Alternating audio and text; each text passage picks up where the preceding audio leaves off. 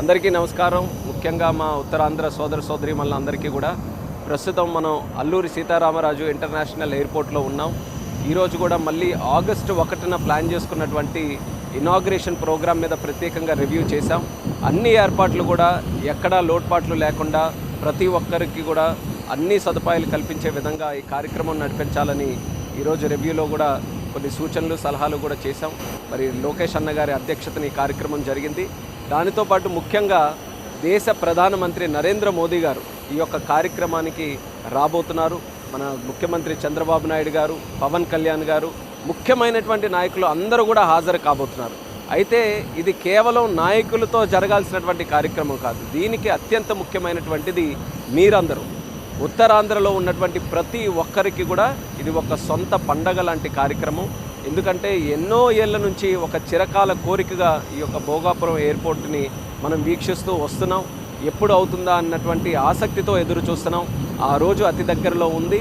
ఆ కార్యక్రమానికి ప్రతి ఒక్కరు కూడా సహకరించాలి, అందరూ కూడా పాల్గొనాలి, విజయవంతం చేయాలని మీ అందరికీ కూడా ఇక్కడ కోరుకుంటున్నాను.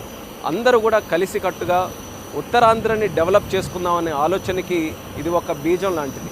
ఎక్కడి నుంచో ఒక దగ్గర నుంచి ఒక ముందడుగు పడాలి. ఆ అడుగే, ఆ కేంద్రమే మన భోగాపురం ఎయిర్పోర్ట్. ఈరోజు ఈ ఎయిర్పోర్ట్ అనేది ఒక అభివృద్ధికి చిహ్నం. అలాగే మన ఉత్తరాంధ్ర ఆత్మ అభిమానానికి, మన గౌరవానికి కూడా ఒక ప్రతీకగా మారబోతుంది. ఎక్కడెక్కడికో వెళ్ళి దూర ప్రాంతాల్లో కష్టపడినటువంటి చరిత్ర మన ఉత్తరాంధ్రకు ఉంది. కానీ ఈ ఎయిర్పోర్ట్ అయిపోయిన తర్వాత ఎక్కడెక్కడ నుంచో ఉన్నటువంటి వారందరూ కూడా మన ఉత్తరాంధ్ర ప్రాంతానికి రాబోతున్నారు. ఆ కాన్ఫిడెన్స్ నాకుంది. అలాగే ఈరోజు మోదీ గారు కానీ, చంద్రబాబు నాయుడు గారు, పవన్ కళ్యాణ్ గారు అందరూ కూడా కలిసి ఉత్తరాంధ్రకి ఎన్నో కార్యక్రమాలు చేయాలని గత 2 సంవత్సరాలుగా కూడా చాలా అద్భుతమైన ప్రాజెక్ట్స్ మన ప్రాంతానికి తీసుకొని వచ్చారు.